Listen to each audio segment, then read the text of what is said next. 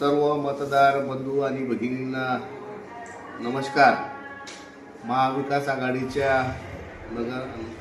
नगरपालिकेच्या निवडणुकीमध्ये प्रभाग 11 मधून सरस्वती पुरुषोत्तम वायाळ या निवडणूक लढवत असून प्रभाग 11 ब मधून जाकीर शेख व नगराध्यक्षपदासाठी काशीनाथ आप्पा बोंद्रे हे निवडणूक लढवत आहेत।